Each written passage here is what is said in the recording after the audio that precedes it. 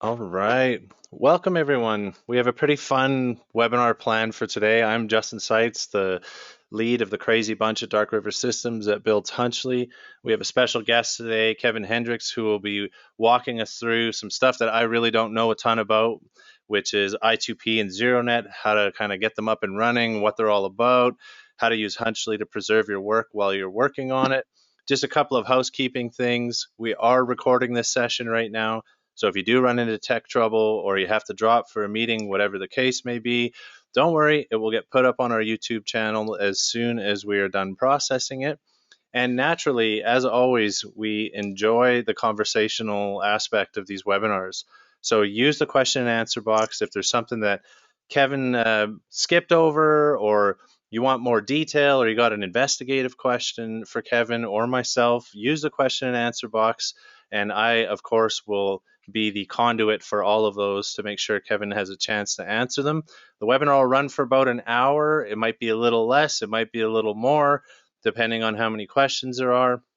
So again, don't worry if you have to drop, it's no biggie. So what I'm going to do is I'm actually going to mute myself. And Keven, perhaps you can tell everybody who you are, what you do, and what you're going to teach us today. All right, thank you for that intro, Justin. So everybody, thank you for tuning in. I am Keven Hendricks. I am active law enforcement. I've been active law enforcement for 15 years. Half of my career, I was loaned out to two separate federal task forces combating cybercrime. For 4 years, I was doing internet crimes against children. And for about 3.5, I was with another agency combating the dark web drugs as we know them. So for the past 1.5 years, I've worked with two separate training companies to teach both law enforcement, federal partners about the dark web, best ways to investigate the dark web, and I'm recognized as a subject matter expert in this field. So today we're going to talk about two of the alternate darknets, I would say. I'm sure some people in here, if you've ever been a party to a dark web investigation, you probably are familiar with the Onion Router, Tor, but there are other darknets out there, specifically the Invisible Internet Project, known as I2P, and I will start sharing my screen here because I didn't realize I had started that. The Invisible Internet Project, I2P, and also ZeroNet, which is reachable at ZeroNet.io. So we're going to be talking about these two darknets today. Now you might, if you're a little bit familiar with ZeroNet, you're going to yell at me and say, Keven, ZeroNet is not a de facto darknet, but we will talk about that when we get there. So for I2P, the Invisible Internet Project, it's been around for over 20 years now. 2021 was their 20th anniversary. And as we're going to see, it looks like some of these websites have not been updated in 20 years, but that's something we'll find out why. So a little bit of an operational setup that I have here. So if you go to geti2p.net, you could download the Invisible Internet Project, multiple executables depending on what system you are running. I am obviously running in a Windows environment here. Now you'll see I have I2P open down here, and I do this for a reason. One is because I want to ensure that I have the most stable browsing experience today. Now, as some of you who know about I2P, it's not as user-friendly, download and go, as the Tor browser is, and for some people that's kind of a deterrent, right? They want to just download and go, not worry about configuration. With I2P, you have to set your parameters of sharing your bandwidth in order for the experience to work well, I should say. Now, for what I'm doing today, I'm using a Chromium-based browser, Iridium. You can use regular Chrome if you want, and the reason I'm doing that is because when you download the extension for Chrome to run I2P inside Chrome, you're going to basically give this extension complete control of your browser. It has to control your proxy. It has to do a lot. So the reason I'm doing it the way I'm doing it today is not because I'm preferential to the Chromium browser Iridium. It's just because this is going to be the easiest experience here. So if you go to I2P, geti2p.net, you look up the extension, you'll see it, you download it, and you install it. So once you've installed it, you're going to be here on Chrome, a Chromium browser. So I am in Iridium. Now let's just have to move this really quick. So you'll see little I2P guy up here. The browser is now configured to be working exclusively with this extension. And let me show you a little bit here. Actually, Justin, I could just minimize this to the side, right? Well, let's see Yeah, what there we go. happens. I was also Okay. going to ask, so when you download I2P, it's actually like a separate program. You kind of run it, so it kind of runs in the Yeah. background, and then your So I'll show browser's you. connecting through. Is that right? So there's multiple ways to do it, and I will show you. Oh, let's get out of this, right? Kind of lifted the curtain. So when you download it here, you're going to have the router console, start I2P with no window, and start I2P as a restartable. So I have it running down here. You don't necessarily need to do this. I'm doing this specifically because I want there to be as minimal of hiccups as possible today. But there's Got it. multiple ways to run I2P. I would say the way I have it set up right now, specifically in this browser with a Chromium based browser, it's very not normal per se with people who use I2P. Myself, I'm preferential to Firefox, but regardless, we're doing it today in Chrome because as you can see, we got our Hunchly and we will run Hunchly in tandem while we are using I2P here. Very cool. So when you open the, oh, and I just wanted to show here, settings, if you go into the settings and you go into proxy, you will see that the extension is controlling my proxy for Got it. this browser. So that's why I have it as a completely separate browser that I'm using for I2P, and then I'll switch over to ZeroNet using another Chrome browser. But when you open the extension, you just click on it and you'll see, now it's saying the proxy's not ready. This is very, very normal. My proxy is ready. So you just have to click on Hidden Services Manager and that'll bring you here to where all the tunnels are set up. So the main difference I will tell you between Tor and I2P is the routing of your traffic. Something that's kind of, I want to say exclusive with I2P is the inbound, outbound tunnels. It's run on the Catamiglia protocol. I believe I pronounced that correctly. If some of you network people in here might correct me in the chat. But pretty much the way I2P works is you can't go anywhere but within I2P. You can't use, you can't browse outside of I2P, and I'll show you right now. I can't go to hunch.ly. It What won't a let me go shame. there.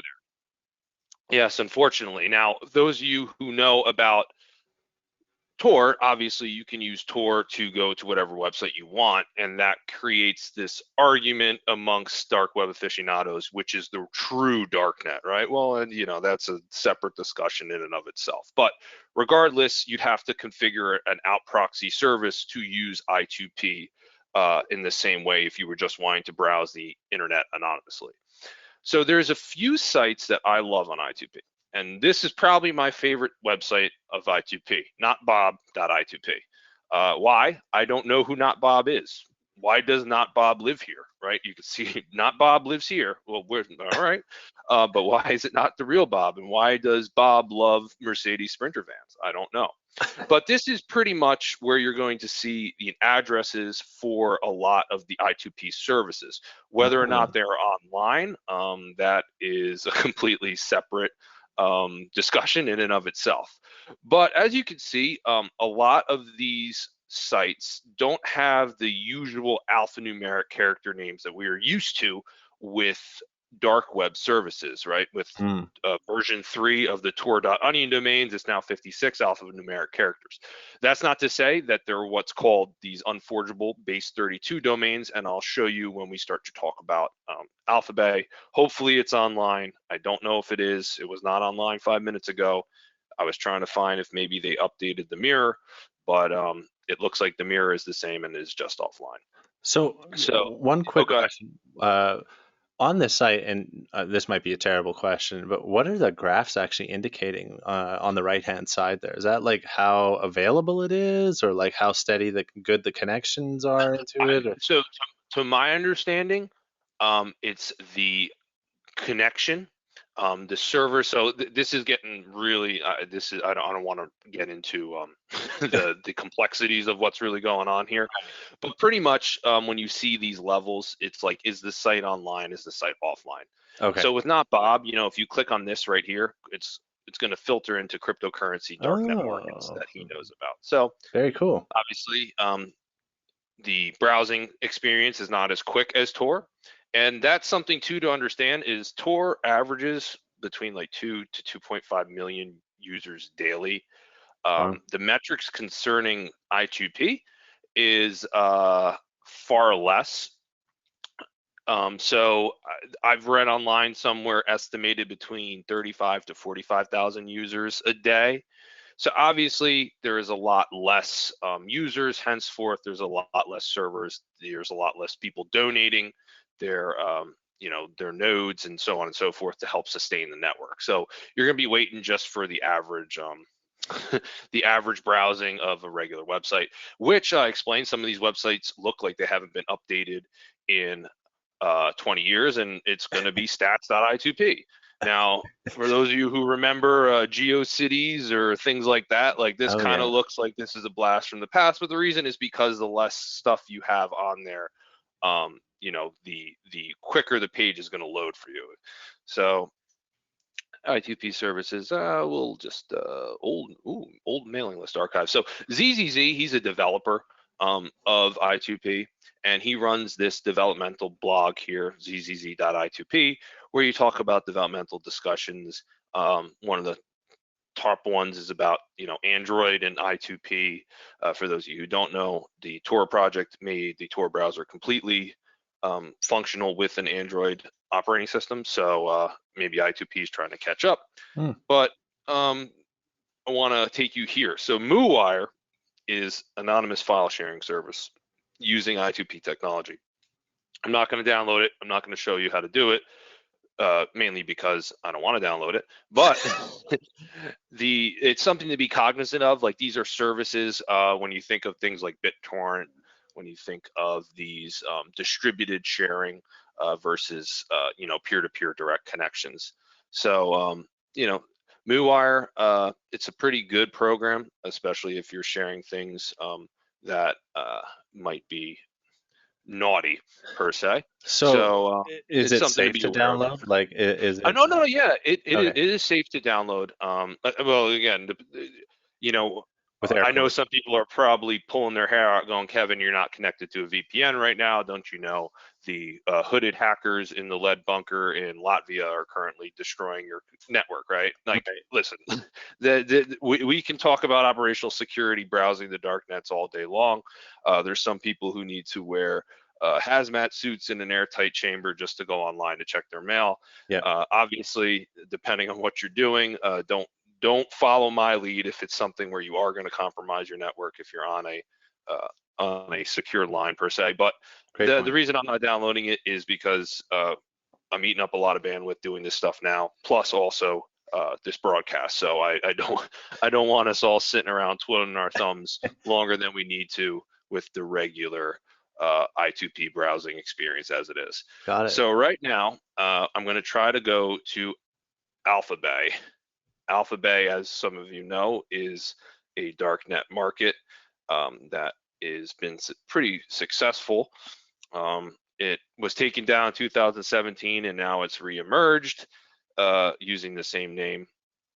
So they have what's called cross-hosting on both Tor and I2P. Now, let's hold our breath here. So you can see this is the base 32 domain. It's alphanumeric characters, kind of similar to what we see with Tor. I'm going to copy and paste it. I'm going to go back to my browser. I'm going to start burning a sacrifice to the gods of the dark web demos right now. Let's start. Let's see. All right, everybody hold your, okay, right. So it is down. But there's another dark web market out there, and the I2P mirror was also down. Hermes market, this is a very well-designed market as well. They offer cross-hosting on I2P and Tor, and here we go. Probably going to get another bad one. We'll just burn the whole house down now. Yeah, so you'll see a difference. So right now with Alphabay, we got a 502 bad gateway, which leads me to believe there might be something on their back end versus this. So if this Mm, website is unreachable, to me, this probably means that it is no longer on the I2P network. Um, but interesting. that's something to think about. But yeah, so let's try to go to what we were talking about the other day. Let's try to go to the Bible, right? For those of you who do not like the dark webs, think the dark nets shouldn't exist. It's only for contraband, so on and so forth. You know, I would like to show you that there are some sites that are dedicated just for you to read the Bible online. And if you know you live in a country where the government basically says you have to practice a specific religion, it's illegal to do something else. You know, that's Right. why these dark nets exist in a altruistic sense. Now, granted, you know, Justin and I are from some countries that don't do that, and most of the people that are using dark nets in our countries are doing them for reasons that are not very altruistic, but it is something to be cognizant of. And when me and Justin tried to read the Bible the other day on I2P, unfortunately, our prayers were not heard, and the Bible was offline. So Much larger let's see. discussion there, I think. Yeah, let's see if the Bible is online today. No, it is not. It The is Bible is not. down. But No. here's something cool too. So when you go to the jump service, if you click on this, it'll show you the base 32 um, domain affiliated with this kind of, I want to say, novelty domain per se. So let's see if it's just a connection with the router there or if it's actually offline. And we have a couple Um, of questions we'll jump yeah. on here Oh, too oh, once Justin, it's Justin, there we actually go. working. There you go. The prayers have been answered. There you go. Here we go. So in our Lenten season now, before Easter, we can now read the Bible. So that's something cool to think about right there. So for if you're doing an I2P investigation, just because the site, the novelty domain Bible4u.i2p was down, Mm-hmm. uh, just go to, and let's see. So the Bible, this is, so one is the regular Bible, I guess. The other is the unredacted. I don't know. There's two Bibles, so we'll see which one's Who the knows what's in the other version exactly? Oh, so the other Bible for you might be online as well. Let's see. Let's see if we could get both. Oh, here we Oh, go. it So is. it's the same. Yeah, it's the same Bible for you. So And they also very have, interesting. it looks like Tor, I2P, FreeNet, ZeroNet, Yeah. IPFS, or LokiNet. It sounds like there's like Yeah. 7 more webinars we need to do. Yes, I was Um, I was going to talk with you when we're done about LokiNet, which is an actual true darknet, and then IPFS, which is the interplanetary file sharing system. But very cool. regardless, let's get some questions because Sure. we've kind of reached the end of the rope here with I2P. I mean, I could just keep trying to go to as many sites as possible and see No. if they'll load. So there's actually one related to not Bob here. Someone Oh, is is asking, are the country flag beside the address accurate? So what is that country flag actually showing? so I actually do not know. Is it It language code maybe? Yeah, it could be because this is obviously not I mean, it could be that this is a Russian one. So let's try 333.i2p and Oh, you are a yeah. very, very brave Hey, man. you know what? It's for the webinar, folks. Do it for the webinar. Here we go. If Hopefully this is not, you better get ready to hit that pause button on your screen share. yeah. Exactly. I have a feeling it's probably down, but yeah, that could be what it means. I Hmm. never actually paid attention to that. I don't think, obviously, it wouldn't be like this is where the server is, because that kind of Yeah, that defeats was the. the thing, right? I was like, that would be kind of funny if that was where the actual server was, because it's like that would sure speed things up from Yeah, a right. de-anonymization perspective. So I mean, Um, obviously, there's some things I'm not going to click on, like this no, some this of the bad one right there. no, yeah, Um, that's and again, this is I mean, it's always a challenge too doing dark web webinars, right? Is that it's you don't even know if the thing you saw yesterday is still going to be the same thing today. There's always that like moment of brief terror as you're like, oh, I hope this is yeah. not bad. So it looks like not Bob has put up, paste bin service here. Oh, Yeah, basement services cryptocurrency. are Yeah, great. cryptocurrency darknet market. Let's see if that's online. So, uh, All right, here we go. more questions too. Go ahead, bring them All on, right, bring so them on. here's a question. What do you think about the Brave browser, Kevin? So guess what? We're actually going to be using the Brave browser in a few minutes. Oh, let's take a look. So this is a Darknet Market, I believe. It's loading. So this is interesting too. Look, oh, here we go. Holy moly. And Yeah. okay, so look at this. Wow. Serious. Okay. I have serious demo anxiety right now. I'm like, this, No, but look, look at, we've captured it all. it's great. So we'll have Hunchly capture our dramatic when my operating Yeah, system is you frozen. can probably like literally hear my heartbeat through the microphone right now. All Well, right, so We have the Bible on our side, so there you go. hopefully So this will work for us. and around Brave, is it something you use generally in investigations, or do you see some advantages with Brave over Um, other browsers for investigative purposes? I would say with a lot of the Chromium-based browsers like Brave, Iridium, you know, they have their everything has their perks. Me myself, I'm preferential to Firefox, and I use Firefox Developer, as you can see down here, as my default browser for everything. Cool. Again, I think Brave is great. It offers a lot of tracking, blocking, things of that nature. But again, it depends on your operational security for what you need to do for your investigation, right? Mm-hmm. Like if you're investigating somebody that has a high skill set per se, Mm-hmm. you know, you might want to take extra precautions. Like if you're actually investigating somebody who's running a server or a website, somebody that could see your activity on the back end. Again, but if you're just going to be going online and doing controlled buys of narcotics or contraband or something like that, it all depends. Sure. I do Okay. like Brave in the sense where you'll see me use it in a bit. It's why I chose it as the other Chromium-based browser to use, just because I do like it. But from an operational security standpoint, an investigative standpoint, you know, it's really up to you. Pick your poison. There's some people out there who say stay away from all Chromium-based browsers. You know, it's the same people that say I2P is the true darknet. It's really, Right. we could sit here and delineate the differences forever.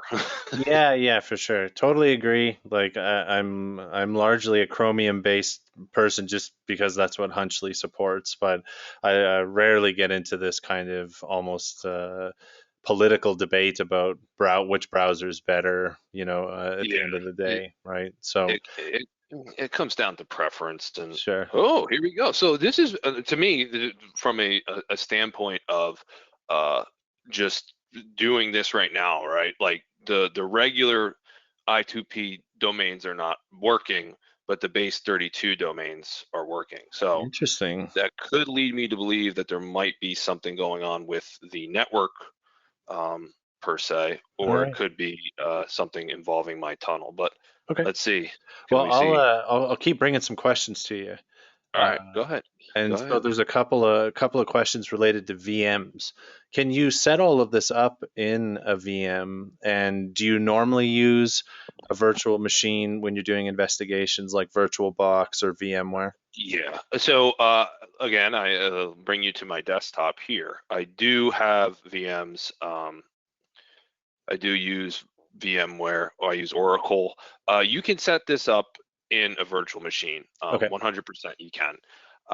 But you know, when I start to talk about stability, you know, I2P in and of itself, in my opinion, is not as stable as Tor. So something that you'll constantly see, and let me pull this up right here. It didn't say it this time, but it'll basically be like your old router was deleted. We're installing a new router. Uh, if you're okay with doing a lot of configurations before you go online, um, by all means. Mm, Again, like I bring up, because I'm not using a virtual machine right now, I am in my operating system. If you need to do a lot of operational security before you go online because of the nature of your case, then 100% use it in VM. got it. But if you're doing something like I'm doing right now, you know, I'm not really poking the bear per se. You know, then I would say you're kind of okay right now with doing it the way I'm doing it. Cool. And your browsing experience, if you're doing something with I2P, you don't have to have this setup that I'm doing it. I'm doing this right now. Oh, so look at this. So here we go. We're on a darknet market right now. Oh boy, let's Ah, buy. Looks like let's buy yeah. how That's oh that's well great. Yeah, let's go through an entire transaction. Yeah, yeah, four let me hours show you how later. to do it. Yeah. Well, No, it looks like that's this. great. So Um, that's pretty cool. Yeah, citrus market. So this is yeah. So these are some of the off the beaten trail markets per se. You know, like okay. obviously Siberia. Oh, let's. I don't know. Do I want to go to Siberia right Probably not. Well, I got more questions for you, so we can stop now? Go ahead. your crazy browsing before you tear your Before I do machine down. blow up. Yeah. Okay, before I do blow up my machine here. So next question. Do you find I2P investigations mirror Tor investigations, or are there some things that make I2P cases harder or easier to work, kind of in a general kind of generally speaking? So back in 2017, there was the takedown of the original Alphabay. There was the takedown of Ramp, and there was the takedown of Hansa. These were three very, very big darknet markets that were kind of seized in tandem by law enforcement. And there was a push back then for a migration away from Tor for what we think of as the illicit marketplaces, right? They said, hey, I2P is a true darknet versus Tor. There's some exploitations that law enforcement can do with Tor.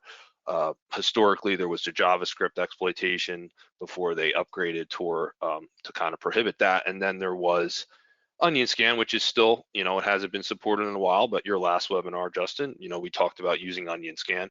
And that's a way to exploit Tor. I2P, there isn't as many, I guess, services out there that actually monitor I2P. You know, like Hunchly has the Onion domains that get mailed to me every single morning when they index them, Right. versus I2P, where this is kind of me just seeing what's working and what's not. Uh, in 2019, 2 years later, there was a darknet market called Libertas. So what they did was they were hosting on both Tor and I2P at the same time. And just out of nowhere, like I think it was February 2019, like, hey everyone, we're completely going over to Tor, going over to I2P from Tor. Please follow suit. We encourage other darknet admins to do the same. I2P is broken, and because Tor is broken, I2P is the true darknet, and they did that, but unfortunately, you know, I2P doesn't have as many users as Tor, and I would say the average users of the darknet markets don't want to configure their share their bandwidth. They don't want to do some configurations. They don't want to do that stuff like that. So ultimately, Libertas failed, probably because they weren't getting as many people visiting their marketplace. And to their credit, though, they were actually the first market that said we're only going to allow Monero as the currency used on our platform. So that was followed later by White House Market, which has retired itself. But you know, Libertas, I feel, was ahead of its time with that. Now we see Alphabay, the new incarnation of it, hosting on both I2P and Tor. And in their frequently asked questions section, they actually encourage other people to use their service through I2P and not Tor. But as you can see, we couldn't get to it when we were on I2P. So I feel maybe if there were more users of I2P, if there were more, if the network was as big and as stable as Tor was, and it wasn't as what didn't need a lot of user configuration on the end user, I guess, end. You know, maybe we might see more darknets either exclusively hosting themselves on I2P or doing more of the cross platform hosting like we see now. I mean, Right. Hermes market, if you want me to go there on Tor, it's a beautiful market, very well programmed, very well designed. Their I2P service was working, but now it's not. So So this, does the kind of technical underpinnings of I2P make it, in terms of like when we think of difficulty investigating a hidden service on Tor, does the kind of technical parts of how I2P work make it harder to do the same investigation on I2P as Tor, or is it well, case by case, or is it not really that much different? You just have to use different techniques. It's not harder or easier. well, I would say from a investigative standpoint, right? in terms of me investigating somebody on I2P, let's say, or I'm investigating a darknet market on I2P. If I'm doing it on the regular Tor, I'm capturing the screen with a screen capture program, or I'm taking screen captures myself outside of Tor, versus having Hunchly right here. That Hunchly's been with us this whole time, you know. Right. Hunchly's capturing what I'm doing, my browsing sessions. This is great in terms of a digital evidence, specifically the hashing, everything that Hunchly does with the browsing. It's great for an evidentiary value. Now, in terms of technicalities of investigating where these services might be hosted, you know, that's kind of asking me, you know, you know, how to, you know, a Rolex is expensive, but how does a Rolex work, right? Sure. So I really, I honestly feel that the way I2P is set up, you are protected more in terms of the way that the sites are hosted, versus with Tor, where, you know, there is exploits out there. I mean, if somebody hasn't configured their hosting the correct way, you know, there is ways to figure out where this person might be, like you showed in the last webinar. Got it. But I2P, you know, it's been around 20 years, and from an investigator standpoint, you know, I only knew 2 cases that maybe had a nexus with I2P exclusively. Wow. Okay. So No, that's yeah, great. so let's. I'm just trying. Last question on I2P, and then we'll let you move on to ZeroNet. Someone had All right. asked, and this one you may not be able to answer, but do you have any idea how Not Bob is getting that list of I2P sites? Are they just collecting them manually, or I is there a believe so. I crawler? believe not. So not Bob. I believe, and I could be wrong. And if somebody is going to correct me, please let me know. But look, a lot of Russian, or you know, loading this right now. He's one of the developers for I2P. Same thing with ZZZ. These are the people that have kind of brought I2P forward to where it is today. And if you were to ask me 5 years ago or 6 years ago about I2P, I'd be like, listen, stay away from it. Don't use it. It's hard to. The user experience now is much better. And it looks like Bob Odenkirk is the lead developer. Yeah. So let's look at this. Wow, what is it? Oh, that looks amazing. No idea what's going on there, but it looks amazing. Yeah, it could be. I'm currently. We're currently. You are currently crypto mining on the behalf of someone else. Really, is probably. Yeah. Oh, so this is Siberia. Okay. No, this is Siberia. What am I doing here? This is. I don't know what this is. So we'll let you release yourself from this all right. I2P madness. Hunchly, thank you, Hunchly, for our I2P capture. I bid thee adieu, I2P. There are some more questions. We'll leave them to the end so that you can move on to ZeroNet. I want to make sure there's enough time for you to cover ZeroNet and explain all the fun stuff involved with that. So why don't we move on to that? Yeah, obviously, we have our webinar here. So ZeroNet, just go to zeronet.io and you can download it however you want to, whatever operating system that you were using. Again, I'm using Windows. It'll download as a zip file, and you simply just unzip it and you rock and roll. So I just want to make sure I've set my default browser to Brave. Yes, it is. And so once it's downloaded, double click on it and you will be on ZeroNet. So, and it says, I'm looking at it on my side, and it's saying it's using Bitcoin cryptography and BitTorrent. Yes. So for those of you who do not know, there's been the advent of what's called colloquially known as Web3. And that's really the blockchain distributed hash tables being used as the new way the internet as we know it works. If you want to look up Web3, let's just go to Google never tells us a lie, right? So is this where you're going to start telling me to buy NFTs? Because if that's the case, this webinar is over. So Web3, you know, what is, let me just type in what is Web3. Okay. So, you know, this is the new advent of the web as we know it, right? This is the 5G or 6G per se of the web. And what ZeroNet's foundation is, and ZeroNet's been around since 2015, so it's been around, you know, we're going on 7 years.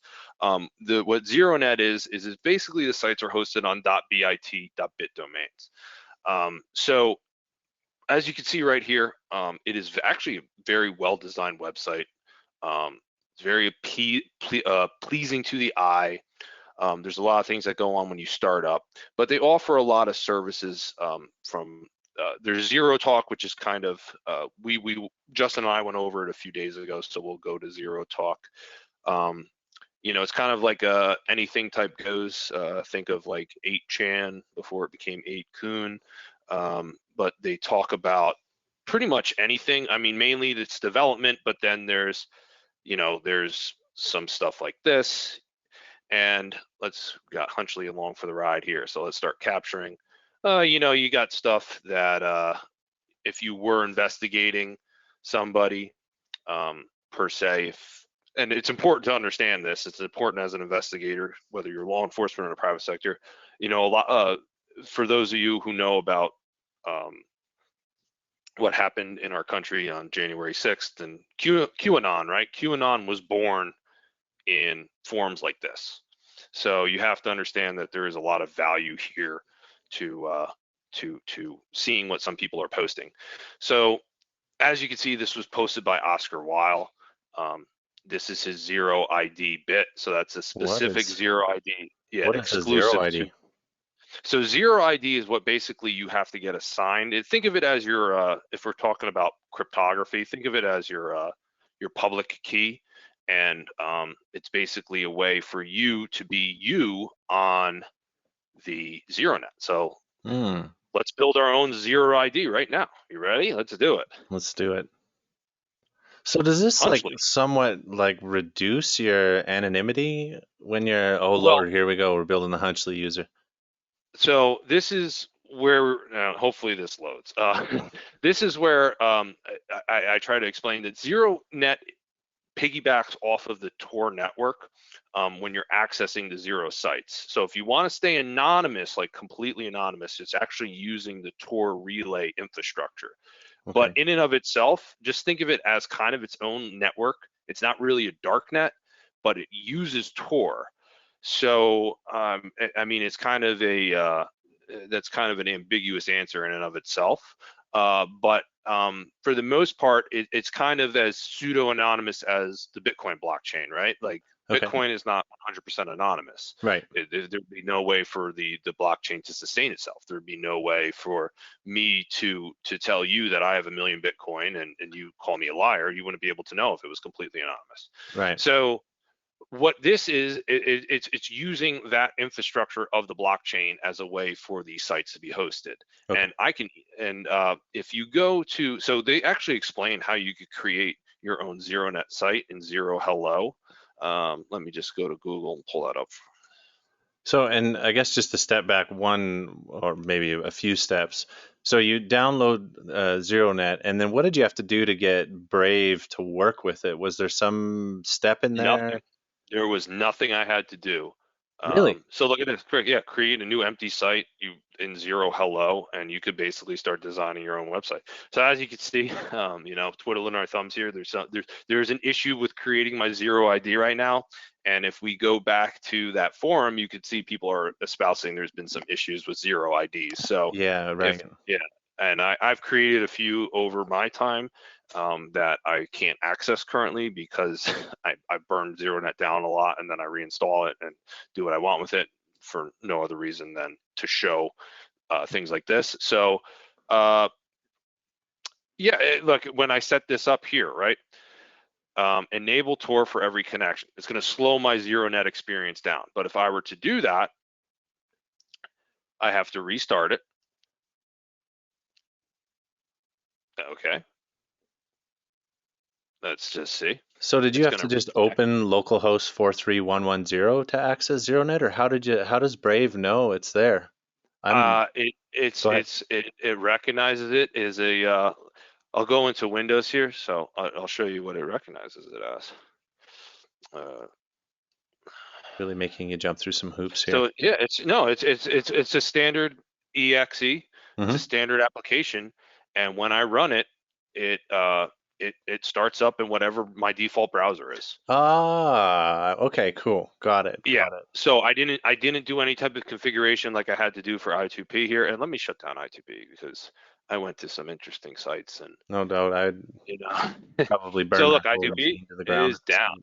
Yeah. Okay. So I2P is down. So as the so right now it's showing my IP as passive, right? Because I'm going through Tor to make my connection anonymized. So Got if it. I wanted to go to zero hello, there should be some sites here. More sites, zero up or zero me. Let's see here. So as you can see, it's connecting. This is all these sites are basically posted on .bit, which you get at Namecoin, the services like that. Like, let me go to Namecoin. So if you go to namecoin.org, you can download, you can register domain name services, so on and so forth, and that will help you. If you look up how to, I was actually going to look into doing this in this session here, but okay, the site request merge, zero me granted. So as you can see, there's a little bit that's going on as I go to these different Xero sites. But right now, in terms of anonymity, I am using the Tor network as my quintessentially my out proxy in this ZeroNet browsing session here. Interesting. All right, and yeah, zero me, it's like think of IRC chat per se. Okay. So again, you can start posting whatever you really like. Let's just see, there's a bunch of new users in here. Random ZeroNet user, random guy. So just a ton of, yeah. Look up all the users that are in there. Yeah, so again, maybe if I was investigating somebody that's using a common moniker, right? Like Stalker 0606, right? Right, Maybe yeah. that person has a presence on Tor, and I've been trying to find this guy. Perfect Hunchly selector too. Yeah. So I've added odd luck. Let's see. So we'll go to my sites. It's like the demo gods. Yeah. There you go. All right. So let's just see. Zero me user registry, yellow hub. Yeah. So a lot of stuff, obviously it takes some time to load, and it's slowing my experience down right now because I am using Tor. So when it's saying updating there on the left-hand side, is that like it's basically kind of updating its local view of the blockchain? Every time I go online, ZeroNet's going to basically update itself. So let me restart ZeroNet because it's being very, very slow right now. Sure. Sorry. So no, that's no problem. Burn it down. We're used to that. Dark web demos, things just slowing down or not working. Yeah. So, and we'll go to some stats here. So, I mean, I love this graphic user interface, to be honest with you. I think it's very well designed here. Wow, what are we looking at here? This is some of the how much I did on the network that day. So Tuesday when you and I met, this is how much I spent on there. Thursday, today, obviously I've spent more. I've created some zero IDs. My sessions have been a little bit longer, but I mean, like, this is pretty cool. Yeah. So it shows, where I've transferred data to from myself in the past couple of days, or the last time I've been on. And so Onion, there's 498 peers, 31 connections, but look at this at the bottom. Like, this is pretty cool, like that is wild. Users. Yeah. So if I would say, in my professional opinion, if there was a more of a way for ZeroNet to appeal to these Darknet admins that have been on Tor for as long as they have, I would feel that, this could be the next overtake I2P. If more people were using ZeroNet, the experience obviously would go faster. There would be more servers, more people volunteering their server space to help you. Okay, zero me to browse pages. Please use zero. So I have to go through zero me first. Create my zero. See, that's the problem. Is my zero ID. Let's just see. So you actually have to get your zero ID working. I think that's what's going on right now. Is my zero ID. I'm just a random user now. So are there like marketplaces and other stuff here? Or is it literally all kind of based on like ZeroTalk and like there's this kind of standard set of services, or are there markets and other things that we would see on Tor also on ZeroNet, or is it just a Not completely so. different? So not right now. I mean, you can access. Okay, forbidden. Forbidden. Okay. I love it. The Um, demo gods are really smiting us now. yeah. Okay. Yeah. Forbidden. Yeah. Not currently. So you can access normal .bit domains on the regular internet, right? So this is something too to understand. ZeroNet has not taken over my browser, so I can go to Hunchly, and and I can go to stopdarkwebdrugs.com. That is the site that I run. There I am at the bottom. Report vendors, so on and so forth. But that's something to understand too. Is like ZeroNet is not in the same sense as we think of I2P as a darknet, but there are ways to use Tor to obviously keep yourself anonymous while using ZeroNet. Got you. So so it's a little bit more complicated in the sense where you can go to normal .bit domains as they exist on the regular web. It's just really the connectivity through there, and there are sites like the ZeroTalk and stuff that you cannot access outside of ZeroNet. Got it. .bit domain.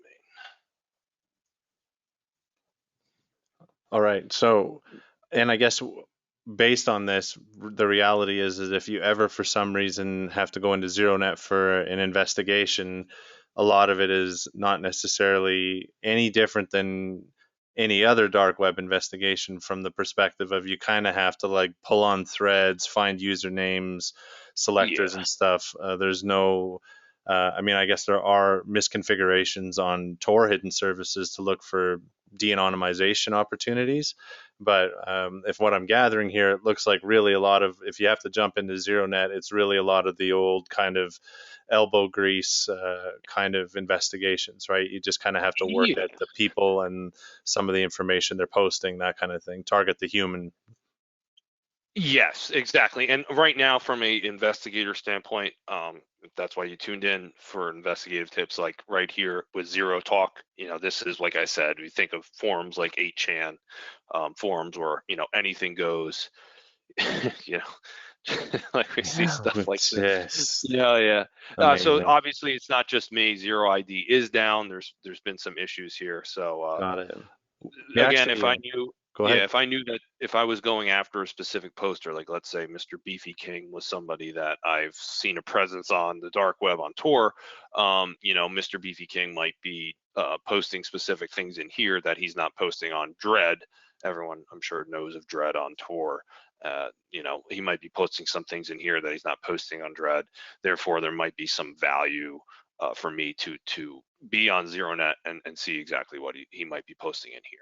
Got you. Okay, we have some questions. Some of And them from Hunchly before. Yeah, feel free to been crank around. Hunchly Yeah. open if you want to show that it was capturing during I2P and whatnot, and I'll bring some questions to you while you're doing that. And I also want to say I apologize to people who might be seeing stuff that are offensive. I can't control what we're looking at right Of now. course. Yeah, I And mean, the expert Canadian sniper, Justin, I believe that was you. no, You may still be. truly, I can definitely assure you that that was not me, nor will ever be me. All right, perfect. Yeah, if you want to pop the Hunchly dashboard open, go ahead, and I'll bring you some Okay. questions. Any suggestions? This is a tricky one. Okay. Any suggestions for defending yourself against websites that detect virtual machines? Okay. This is a tricky one. I didn't like. I think from a browser fingerprinting perspective too.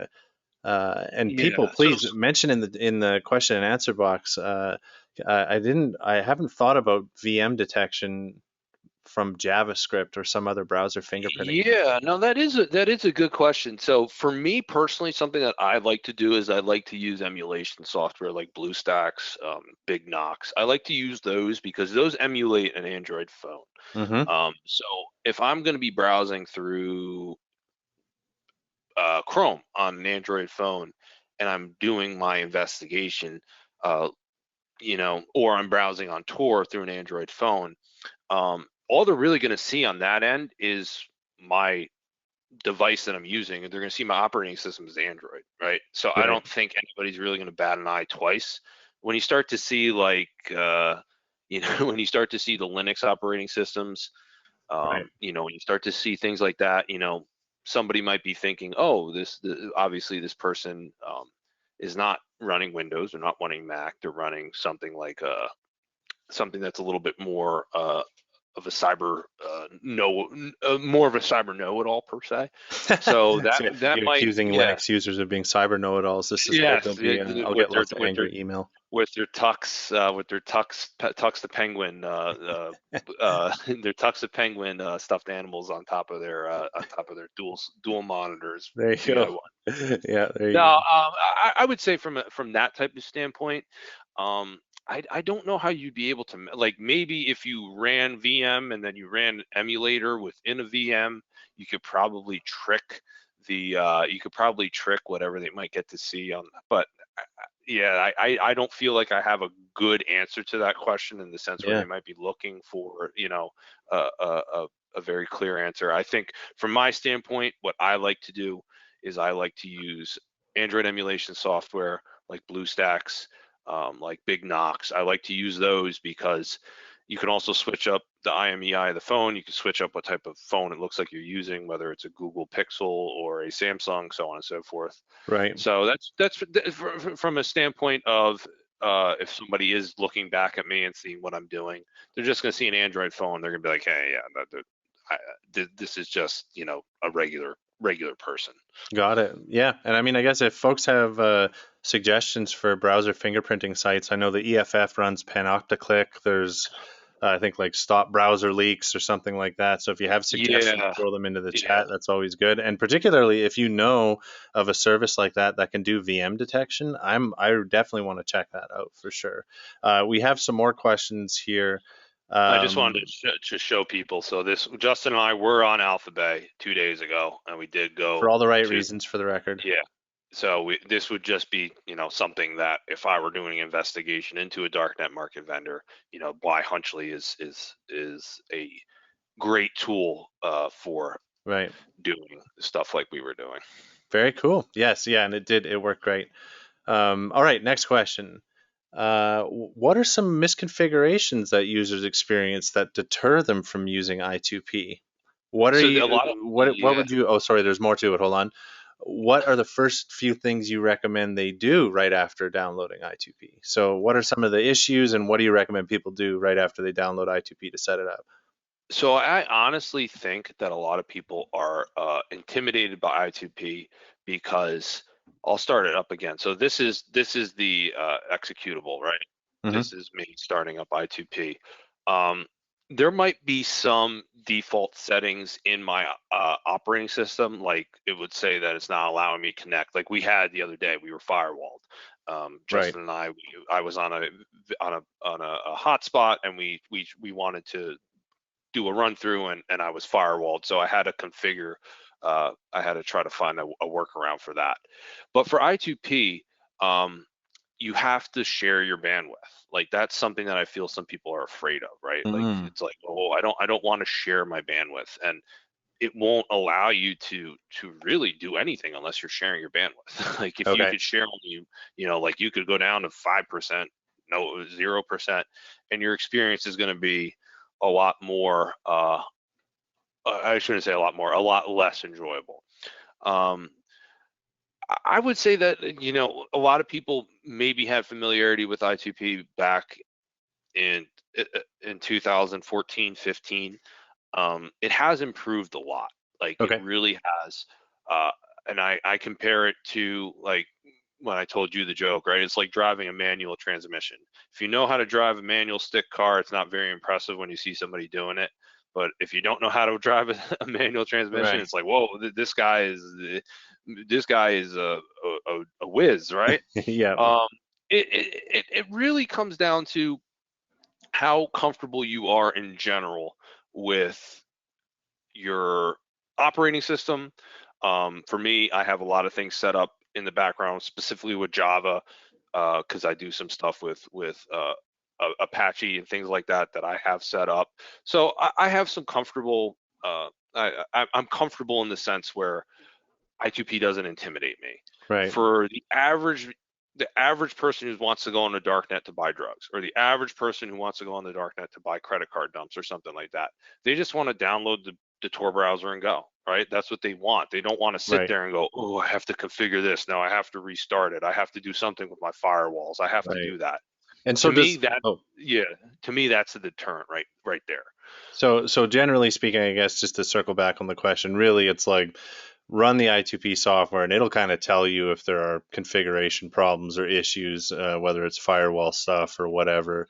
But Yes, it will. largely it's kind of like just turn it on, point your browser at it, and off you go for the most part. There's no like really, there's no kind of initial configuration you got to do. It's just kind of like fire it up and it'll tell you if there's an issue. Yeah, Okay, pretty much. got you. And when we start to talk about the plugins, like the plugins in Chrome, I mean, they're still technically experimental. So it's like you might run into some issues that are completely not your fault. Got it. And then, versus, hey, I'm just downloading Tor and I'm going, now, Yep. now I have to dedicate my own profile in Chromium based browser for I2P because it takes over the proxy. It's just, Okay. yeah. All right. Well, I got a couple of ZeroNet questions here for you. Oh, go ahead. Yeah, go All ahead. Go ahead. right. So, when you were on ZeroNet and you were looking at that stats page, so if we take it from kind of a forensics or, let's call it I'm using air quotes, remote access situation where you get access to a suspect's machine, are those stats stored locally on the suspect's machine? Or are they Hmm, part of their kind of zero ID, their ZeroNet account? That is actually a And if very you good don't know, question. we can definitely follow up after the webinar with Yeah, this. let's try to follow up with that because I Sure. don't want to give the wrong answer Yeah, here. it's a great question. Um, Great I question. would think if you were to get like per se, if somebody got control of my device, right, Yep. they would be able to see if I wasn't using a virtual machine exactly when I Right. was doing when we were connected to ZeroNet. Yeah. And ZeroNet in and of itself again is not not it's pseudo anonymous unless you're using the Tor relay infrastructure for the anonymity with your zero ID. So I would assume that if the zero ID is saved locally to the device, you can be able to determine obviously that person is Hunchly 123 on ZeroNet, and you could Right. determine like that person was the one that was posting on ZeroTalk or something to that Right. nature. Yeah. In Okay. terms of in terms of the stats, I mean, I Where is don't that? know Where is because that stored? I guess. Yeah. yeah, I believe it's maintained by ZeroNet's actually maintained in Budapest, Hungary. That's where it's out of. I believe Thomas Kosis was the designer for it. So I believe the main servers are in Budapest. If there ever were some sort of reason for ZeroNet to go down, I think that all that information might be on the servers if they weren't if they weren't using some sort of VPN before they connected. You probably could determine who somebody's ZeroNet ID is and their true IP address if you were to get access to those servers, maybe. But Okay. I don't know. Yeah, I guess. That is Yeah, good question on the like from the user perspective. What forensic traces are left behind? That'll be an interesting thing to look into. There is another question about ZeroNet. Again, that might be a bit tricky to answer, but we'll toss it out anyway. So, if ZeroNet uses BitTorrent tech, does that mean that the users, so you on this endpoint, do you have pieces of sites that are pulled towards you? Like, do you maintain which I guess kind of fits in with the first question, but is there like a local cache of all the stuff that you've been accessing, or does ZeroNet pull stuff down when it's doing that update? And again, if you don't know the answer to that, then we can follow up offline as well. so I don't. So the only reason I don't believe so is because if we go into our log here, you could see every time that I have logged on to ZeroNet since I've downloaded it to my machine. Yep. So I would tend to believe that there might be something hidden in one of these files here that is communicating with ZeroNet when I launch it, because obviously if I uninstall ZeroNet and install it again, these logs are going to be gone. And what So about I saw that there was a data folder too yeah, let in me go. that folder. When's the last time that thing's been written to? So that I Yeah, guess so it this is is. Yeah, so it does it's look like there's there is yeah, some forensic evidence here yeah, of some kind. from a standpoint. So let's I see wonder here. So this might be so for again, we're those of like you. diving into areas of stuff that just so everybody knows, I am the furthest thing from a forensic practitioner. So So so this looks, yeah. So if you're looking at this from a forensic end, right? These are look like Bitcoin wallet addresses, right? They start with a 1 or a 3. yeah. So zero hello. Let's just do something that I didn't plan on doing for this webinar, right? What well, I guess what's in those folders? Let me just go to tradeblock.com. So this is a way to explore the blockchain, right? So let's go to Bitcoin here. Explorer. Let's go to Bitcoin Explorer here, and let's just type in that address there and just see what activity is on, if there is any activity that's on it. Yeah, I'll open the folder. Hold on. Let's just see. Okay, so there are transactions that are going to that. Hello. What the heck? Yeah, that's pretty cool, right? So again, the blockchain in and of itself is pseudo-anonymous, but I honestly didn't Oh, look anticipate. at So that. Is yeah, that look, actually the local copy of that I would site? assume so, because this is the HTML document here Double that click was that thing and modified. see what happens. Oh yeah, come on now. This is what we did on Tuesday. So yeah, Or is it just like it's local config pages or something? That's really, it looks like yeah, there's some interesting stuff in there from a forensics perspective, and yeah. So it's not loading in the same sense. I it's think really it's interesting. yeah, yeah. Sorry, I I'm didn't totally anticipate. making you go way off the beaten path here. No, yeah. So zero name, obviously right here. Name. I Yeah, did like set up the name right there must be there. some level of like when it's synchronizing, it's or when you're actually browsing to those services, it's pulling them down over BitTorrent and creating a local cache. So there's probably some goodies in there from a forensics perspective, I'm guessing. Yeah, if you were to get a hold of this machine, obviously you'd be able to see it. But Yeah, from a yeah, standpoint of seeing it from the outside looking in, right. I don't believe that that would be possible. Totally. Great. All right. Well, I think the someone had asked, can we cover FreeNet next? Maybe that, and then Oh, LokiNet or something. We'll have to schedule another one of these listen at up. some point in the I future. am game. I am game for FreeNet. I'm game for LokiNet. I am I'm game for people get to see behind the curtain there. Let me just stop showing my screen. Yeah, Yeah, you I'm can hit game. pause. I'm game for that. So Uh, I messaged you my email. I don't know if that went out to everybody, Justin. But anybody that has specific questions. I will put that. It actually went out just to me, so let me send it to the entire audience where you can find Kevin. Kevin, are you on Twitter or anywhere else that people can find you? Not really. I mean, you can Google me and you'll see some places. The Cyber Social Hub I'm on. I just did an article with them about I2P. Right? I2P matters from an investigative standpoint.